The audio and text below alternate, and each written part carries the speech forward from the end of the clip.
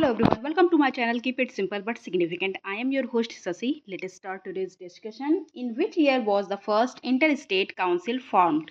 First interstate council form कब हुई थी? तो ये फॉर्म हुई थी 1990 में। इसका रिकमेंडेशन दिया था सरकारिया कमीशन के द्वारा।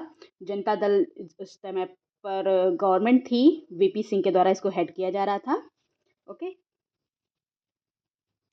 Who administered oath of the office of the president? तो किस प्रेसिडेंट को ओथ कौन दिलवाता है? तो ये हैं chief justice of India. Answer is C. The oath of the office to the president of India is administered by the chief justice of India. अगर chief justice of India absent हैं तो जो सीनियर मोस्ट जज होंगे supreme court के, वो administrate करेंगे oath.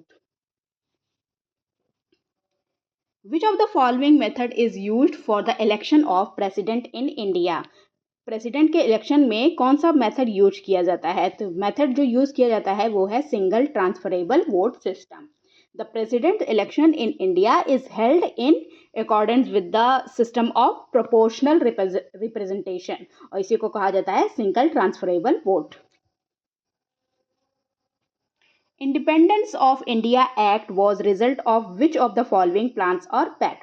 तो इंडिपेंडेंस ऑफ इंडिया एक्ट किसका रिजल्ट था? तो ये था माउंटबेटन प्लान का, और ये कब पास हुआ था? 3 जून 1947। और इसी में टू स्टेट थ्योरी का पार्ट था, टू नेशन थ्योरी, जिसमें एक इंडिया और दूसरा पाकिस्तान था। Which one of the following can be prorogued but cannot be dissolved?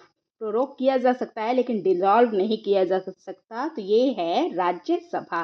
Answer is a. The Rajya Sabha is a permanent house, it can not be dissolve. और 1/3 member जो हैं राज्यसभा के, वो प्रत्येक 2 वर्ष में रिटायर्ड होते हैं और उनकी जगह नई जो वैकेंट सीट होती है उनकी जगह नए लोग आते हैं।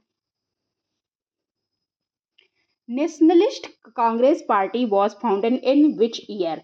नेशनलिस्ट कांग्रेस पार्टी ये फाउंड हुई थी कब? 1999 में। किसके द्वारा? शरद पवार के द्वारा।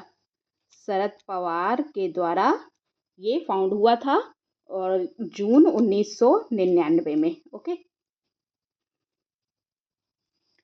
Which article of Constitution declares that no citizen shall, on grounds only of religion, race, caste, sex, descent, place of birth, residence, or any of them, be ineligible for the discriminated against in respect of any employment or office under the state? अगर employment की बात हो रही है तो किस ground पर discriminate नहीं किया जा सकता? रिलीजन, रेस, कास्ट, से descent, place of birth, resident, इसके आधार पर उन्हें डिस्क्रिमिनेट नहीं किया जा सकता। तो ये कहा गया है आर्टिकल 16 में। How many former president has been awarded Bharat Ratna till now? अब तक कितने प्रेसिडेंट्स को भारत रत्न मिल चुका है? तो ये 6 लोगों को मिला है। सबसे पहले मिला था सर्वपल्ली राधाकृष्णन को, फिर राजेंद्र प्रसाद को, जाकिर हुसैन को, एपीजे अब्दुल कलाम को, डॉक्टर वीवी गिरी को, प्रणब मुखर्जी को। इन लोगों को भारत रत्न मिल चुका है।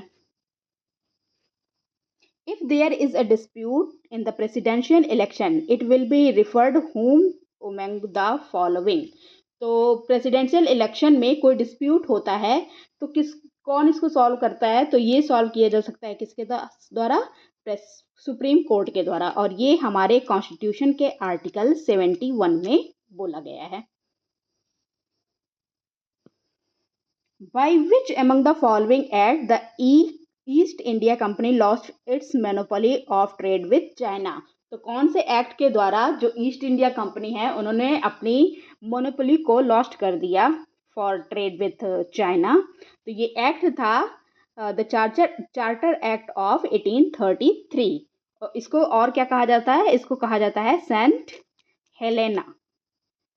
हेलेना एक्ट भी कहा जाता है इसको। ओके, और इसमें क्या हुआ कि जो ईस्ट इंडिया कंपनी थी उसने अपनी मोनोपोली को लॉस्ट कर दिया, और इसके द्वारा, इस चार्टर के द्वारा 20 साल के लिए इसको रिन्यू किया गया। प्रत्येक 20 साल पे ये चार्टर एक्ट आता है। That's all for today. If you like my video, please do like, comment, share and subscribe. Thank you.